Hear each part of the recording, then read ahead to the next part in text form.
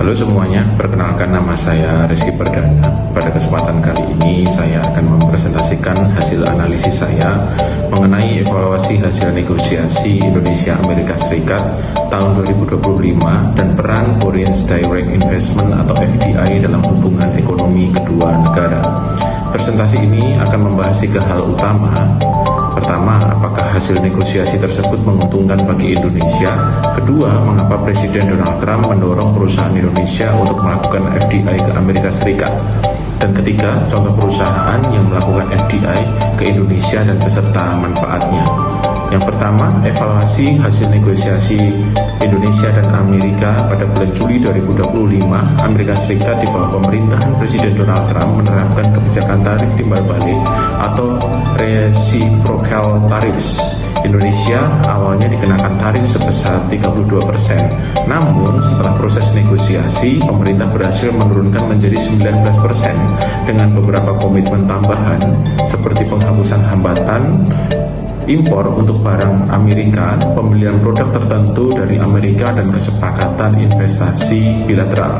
Dari sisi positif, hasil ini cukup baik karena mengurangi potensi kerugian besar bagi eksportir Indonesia dengan tarif yang lebih rendah. Akses pasar ke Amerika tetap terjaga dan hal ini memberi sinyal positif pada stabilitas ekonomi domestik.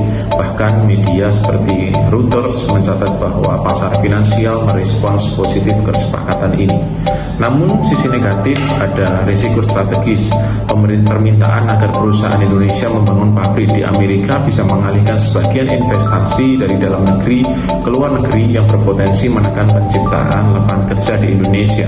Selain itu, penghapusan hambatan untuk produk Amerika meningkatkan kompetisi bagi industri lokal yang mungkin belum siap bersaing dari sisi teknologi dan efisiensi. Kesimpulannya, hasil negosiasi ini bersifat pragmatis, berhasil mencegah dampak ekonomi jangka pendek, namun menyimpan resiko jangka panjang yang perlu diantisipasi dengan kebijakan domestik yang kuat. Alasan Trump mendorong FDI Indonesia ke Amerika, pertanyaan yang berikutnya, yang jawabannya adalah ada 3 alasan utama bagaimana Presiden Trump ngotot agar perusahaan Indonesia membangun pabrik di Amerika. Yang pertama, alasan utamanya adalah menciptakan lapangan kerja domestik.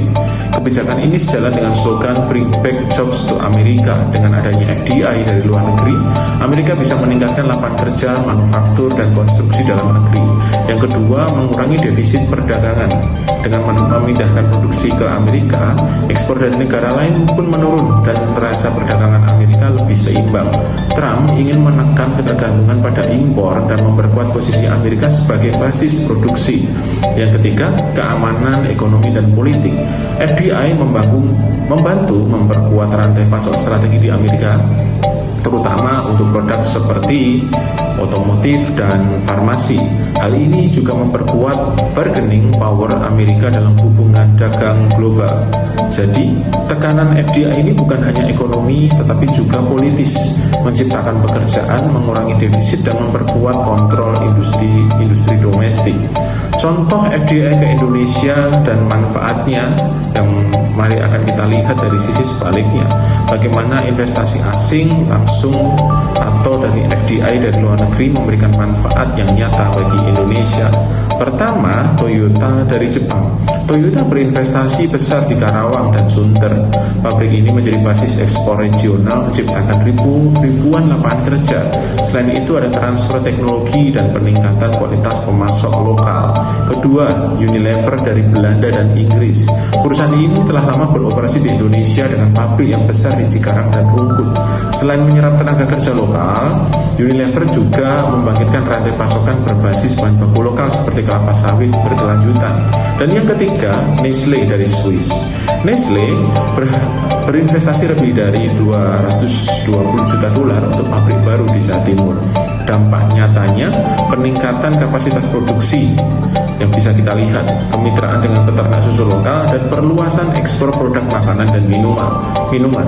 Dari 3 contoh ini terlihat bahwa FDI memberikan transfer teknologi, penciptaan lapangan kerja, peningkatan ekspor, dan penguatan nilai rantai industri dalam negeri. Kesimpulannya, hasil negosiasi Indonesia dan Amerika tahun 2025 dikatakan cukup baik untuk jangka pendek, namun tetap menyisakan risiko strategis di masa depan.